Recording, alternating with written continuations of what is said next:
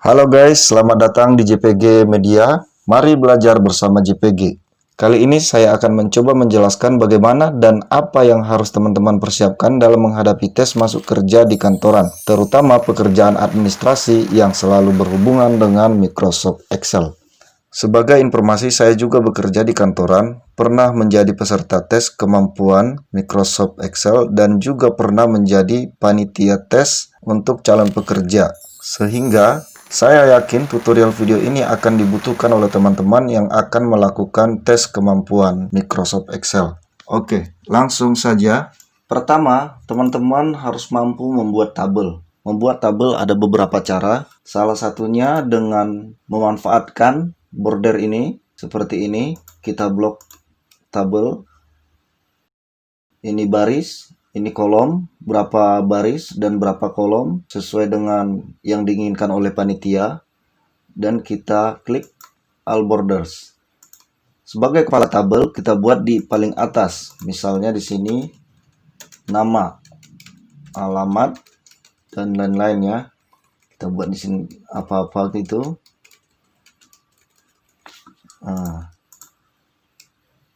Ini sudah merupakan tabel salah satunya. Terus yang kedua, cara membuat tabel selain ini manfaatkan insert tabel. Klik menu insert, kemudian klik tabel. Tapi pertama kita blok dulu tabel yang akan kita buat, kolom dan barisnya. Kemudian klik tabelnya. Kemudian ini diklik juga my table has headers. Oke, untuk menandakan bahwa tabel punya kepala tabel. Kemudian oke, warna bisa kita pilih, terserah kita. Bisa pilih yang ini. Oke, kemudian ini bisa kita edit juga. Nama, alamat. Setelah kita bisa membuat tabel, yang kedua yang akan dites adalah kemampuan formula kita. Menghafal formula. Formula dasar yang akan ditanyakan kemungkinan besar adalah sum, average, count, if. Oke, kalau sum, tinggal klik ini saja, auto sum, atau diketik manual, sama dengan sum,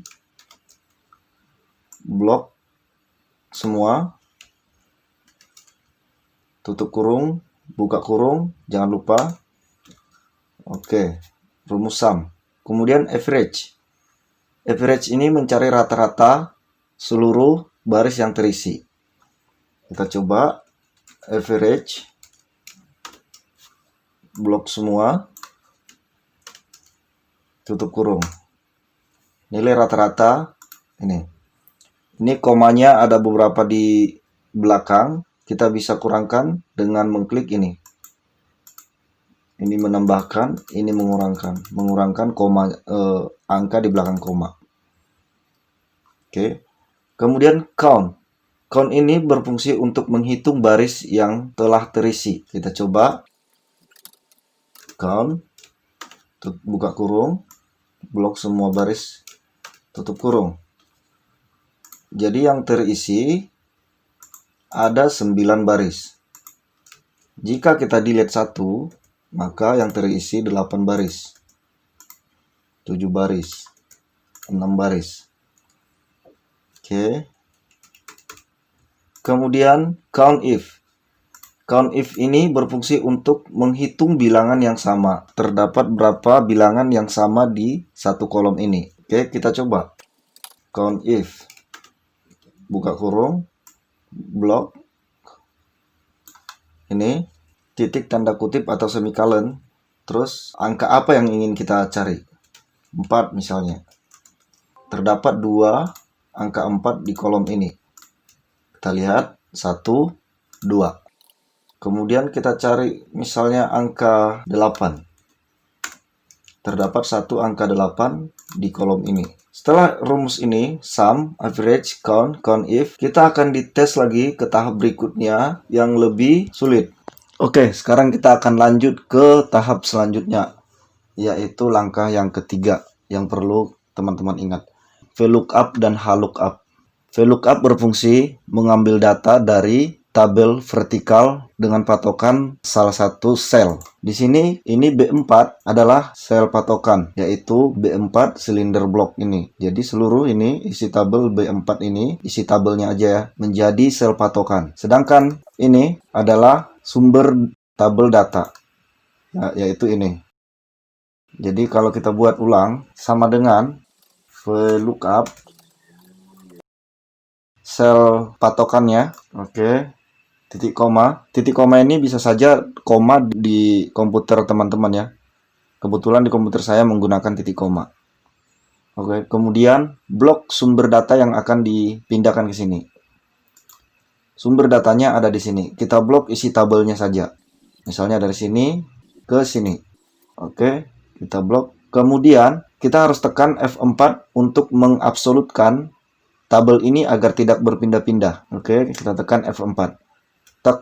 Sehingga di sini ada dolar-dolar yang menandakan tabel yang sudah diblok ini tidak akan berpindah-pindah ketika rumus digeser. Kemudian titik koma, rumusnya ada di sini. Kemudian 2. 2 ini diambil dari sini ya, kolom yang kedua. Ini kolom 1 yang akan dipindahkan kolom yang kedua. Oke, kemudian titik koma, false. Ini false harus dibuat ya teman-teman. Kalau tidak dibuat nanti untuk menghindari error. Oke, kemudian enter. Otomatis berpindah ke sini ya. Nah, ketika di sini kita drag ke sini, maka rumus tabel yang diblok tidak akan berpindah-pindah, tetap di sini. Kita coba ya, B4 sampai D12. Di sini juga pasti B4, B4 sampai D12. Di sini juga pasti begitu sampai ke bawahnya. Jika ini dolarnya kita hilangin, coba kita ketik tanpa dolar, tanpa F4 ya, VLOOKUP, kemudian sumber tabel, sumber data, kemudian kita langsung ketik 2 tanpa F4, kemudian false. Oke, urutan pertamanya masih benar, nanti urutan ke berikutnya akan karena ini akan bergeser-geser teman-teman. Ini misalnya B5, awalnya kan B4 nih, di bawahnya menjadi B5, di bawah lagi B6, B7. Agar tidak berpindah-pindah, maka kita absolutkan dengan menekan F4. Kita blok saja, kita tekan F4. Oke.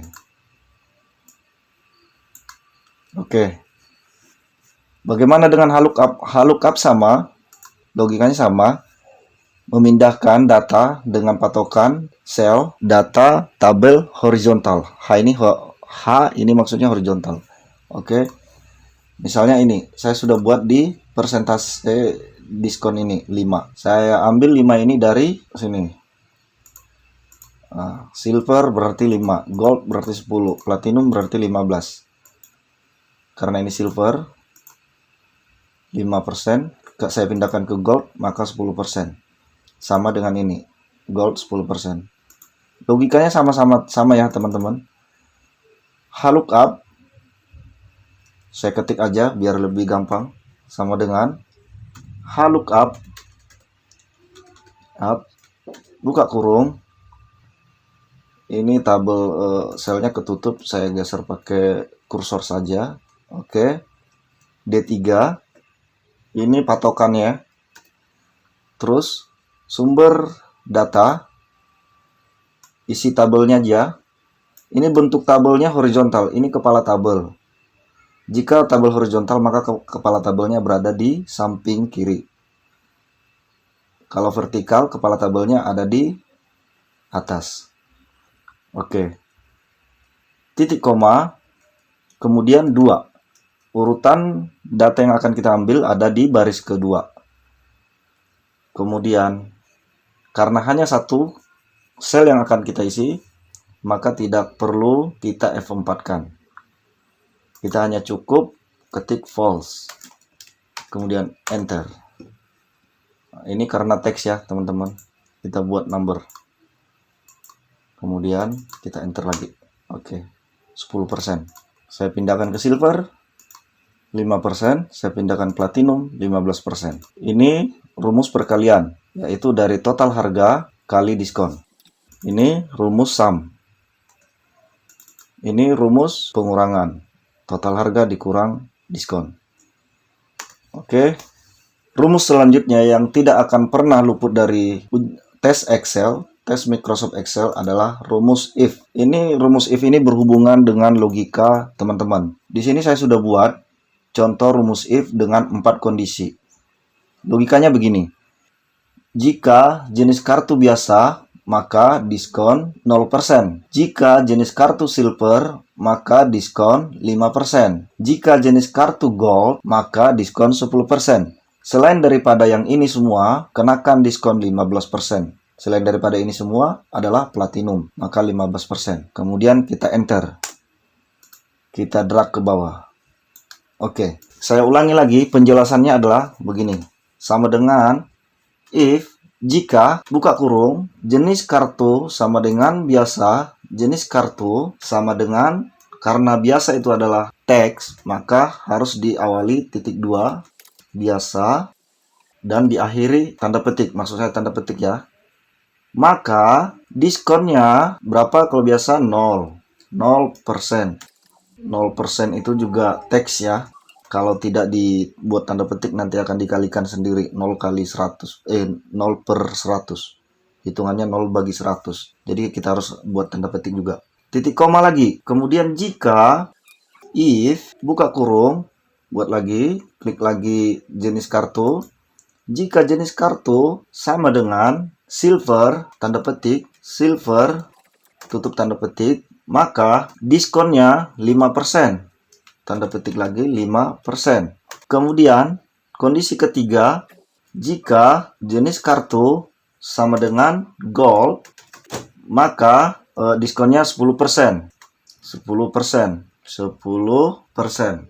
Oke. Kemudian selain itu kenakan 15%. Selain itu adalah platinum. Karena biasa silver dan gold sudah kita ketikkan. Selain dari itu platinum tidak usah diketik. Kita tinggal selain daripada itu 15%. 15%. Kemudian tutup kurung. Tutup kurungnya ada berapa? Sesuai dengan buka kurung. Karena buka kurungnya 1, 2, 3, maka tutup kurungnya 3. 1, 2, 3. Enter. Kemudian kita drag ke bawah. Oke. Sebagai tambahan teman-teman, ini ada masa berlaku. Saya ketik sendiri. Tanggal daftarnya saya ketik sendiri. Tapi di jatuh tempo ini ada pengurangan. Jadi otomatis menghitung. Cara menghitungnya adalah pakai edate. Edate. Jadi sama dengan edate H4 titik koma G4. Maka jatuh temponya otomatis dihitung. Ini G4 ini maksudnya ini dihitungan bulannya. Jadi seandainya kita ketik sendiri sama dengan edit buka kurung, hitung jatuh tempo tanggal daftar apabila masa berlaku 12 bulan. Enter. Ini kita ganti formatnya jadi date. Short date saja. Oke, sama. Begitu, teman-teman. Kemudian tahap selanjutnya akan dites penggabungan if dan VLOOKUP. Jadi di sini sudah saya buat cek masa berlaku. Dia akan memeriksa sendiri ketika ID pelanggan kita ketik, nama pelanggan akan muncul dan keterangan akan muncul masih berlaku atau sudah jatuh tempo. Oke, ini tadi sudah kita bahas menggunakan VLOOKUP. Kita lanjut ke penggabungan if dan VLOOKUP.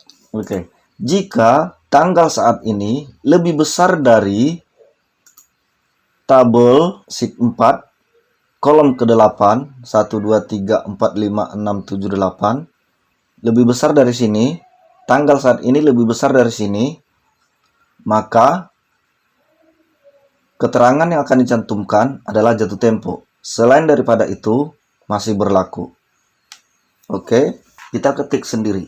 Sama dengan jika tanggal saat ini lebih besar dari, kita akan mengambil data jatuh tempo pada masing-masing nama, maka kita gunakan VLOOKUP, buka kurung, sel patokan, kemudian titik koma, kemudian blok sumber data, Dari sini ke sini urutan kolom nomor 8. Maka titik koma 8 tutup kurung yang akan dicantumkan adalah masih berlaku. Selain daripada itu, jatuh tempo. Oke. Jadi Dolip Sahara jatuh temponya tanggal 19.04.2021. Tanggal sekarang 15, harusnya masih berlaku ya. Maka kita over. Ini kita buat lebih kecil. Oke, masih berlaku. Jadi Dolip Sahara jatuh temponya tanggal 19 bulan 4 2021. Sedangkan tanggal saat ini adalah tanggal 15.01.2021. Saya rasa teman-teman sudah paham ya. Jadi logikanya, logika if tadi kita gabungkan ke VLOOKUP. Oke. Selanjutnya teman-teman akan diminta untuk mencetak. Nah, mencetak ini susah-susah gampang ya teman-teman. Misalnya begini. Nah, ini kan kepotong nih teman-teman. Nah, kita buat landscape.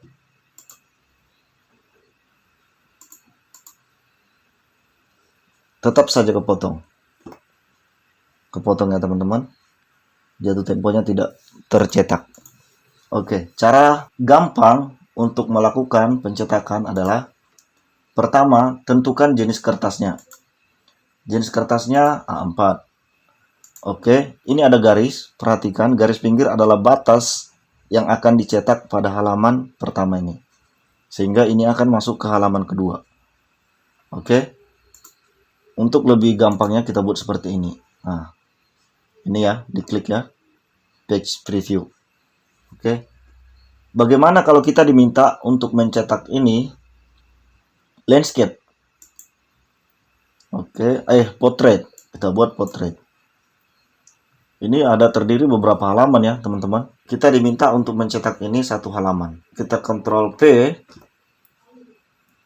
Pertama untuk menentukan marginnya, kita atur dari sini. Ini kita buat paling pinggir. Paling pinggir. Paling pinggir. Oke. Setelah itu, ini kita geser sebenarnya bisa langsung sini. Ini kita geser juga ke sini. Menandakan bahwa page ini tidak aktif. Pada page layout ini, kita bisa buat width-nya one page. Jadi otomatis satu halaman ya, teman-teman. Di sini juga bisa one page, otomatis satu halaman. Jadi persentase skalanya 71%. Untuk membesarkan skalanya, kita kecilkan saja tabelnya. Oke, skalanya naik. Skalanya naik. Skalanya naik. Skalanya naik. Begitu teman-teman ya. Bagaimana jika terdapat beberapa halaman? Barisnya panjang ke bawah, beberapa baris berisi gitu. Ini kita buat saja otomatis. Kemudian kita tinggal cetak. Cetak. Oke, teman-teman. Teman-teman wajib hafal ya, terutama bagian fungsi if ini. Kemudian penggabungan if dan VLOOKUP.